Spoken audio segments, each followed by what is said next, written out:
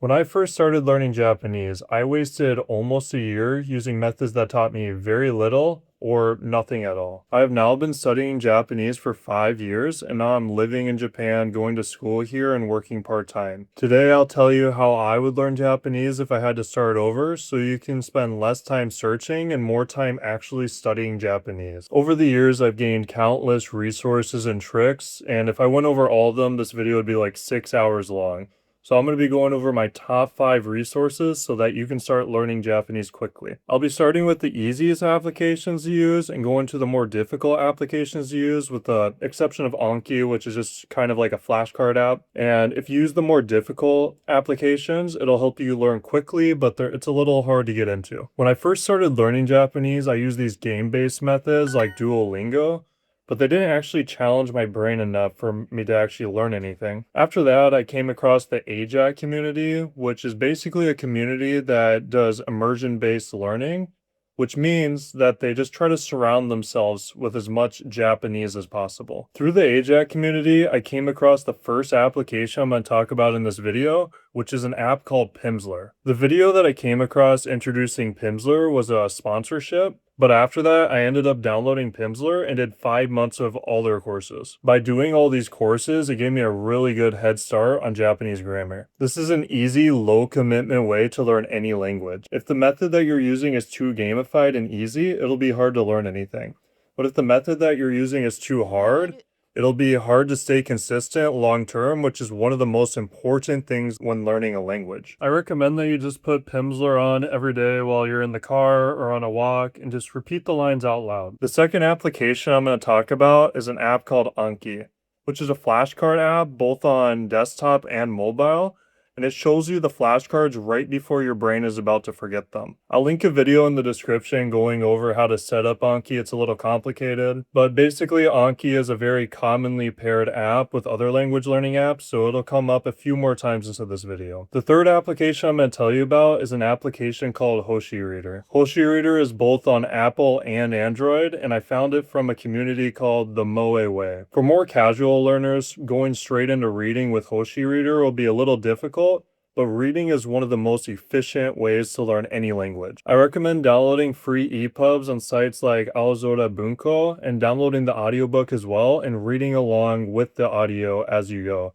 This will train both your reading and your listening at the same time. So Aozora Bunko is for Japanese classics, but for more modern books, legit methods are unfortunately very limited and inconvenient. This is because of Amazon and Bookwalker having DRM locks on their content, which means that you can only use their books on their specific apps. To get around this, you can use Amazon's more modern DRM-free books, but those are also very limited. Or you can just buy the physical copy and OCR it and get the physical text for yourself, which since you own the physical copy, this is okay to do. To make flashcards, you can use the Hoshireader app, and then you can scan each word and make Anki cards with that by pressing just one button. To do this, you have to download Yomitan dictionaries, which you can find on Google easily just by looking up Yomitan dictionaries and downloading some of the most recommended ones. And then it'll just show you the definition and export it to Anki. If you want to read on desktop as well, you can get the Yomitan browser extension and then use websites like Yatsu and SuReader to scan the words inside the browser and then export it to Anki on desktop. After reading along with the audiobook for a while, you'll start learning more and more words until there's very few words that you don't know anymore. And if you're very serious about Japanese learning, this is one of the most efficient ways to learn. The fourth method I'm going to tell you about is listening to podcasts and YouTube videos inside of Japanese. This is a step up from reading along with the audiobook because you don't have the physical text to guide you anymore, and the speaking speed can be really fast, and they use like a lot of slang. So with YouTube, you can make like a new YouTube account where you only watch Japanese content. Over a long period of time, the algorithm will pick up on stuff that you like and show you only videos inside Japanese. Some problems that I found with this is with Japanese YouTube, it's hard to find the same videos that I like as in English YouTube.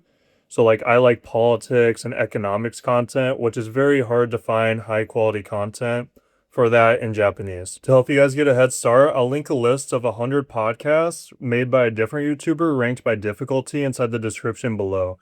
I'll also give you some of my favorite podcasts and YouTube videos as well. By using an extension called ASB Player paired with Anki, and Yomitan scan feature, you can also make flashcards based off the YouTube video, and it'll export the audio from the YouTube video and put it inside of your flashcard. After learning just a few words on YouTube every day, this will translate to knowing more and more words over time, and eventually there'll be very few words that you do not know. The fifth method I'm going to talk about is starting output earlier than I did. So I was taught in the beginning to perfect my listening before I should do any sort of output, but this really stunted my output ability even after 4 years. I recommend that you start outputting after just 1 or 2 years, and you can do this on sites like Italki or Vrchat.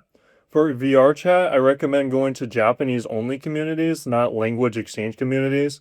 I recommend this because I think it's somewhat important to make friends that want to speak Japanese and not just practice their English. For Italki, if your budget affords it, this is also really good because your tutor will spend all their energy helping you learn Japanese instead of having to switch to English to try to teach them as well. I've been studying Japanese for a very long time and I'm starting to get pretty good in the language. I spent a lot of my time I should have spent studying Japanese, just going over different resources for studying. But what is really important is just getting your time in studying and making sure that you immerse as much as possible inside of the language. I have a lot more to say specifically about speaking, OCRs, and making Japanese friends, but that'll have to wait for a different video because this video is already getting a little bit long. So subscribe and stay tuned for those videos as well. If you like this video, you might like some of these videos as well, so just click on them. Please give me views, I need money, and yeah, I'll see you in the next video.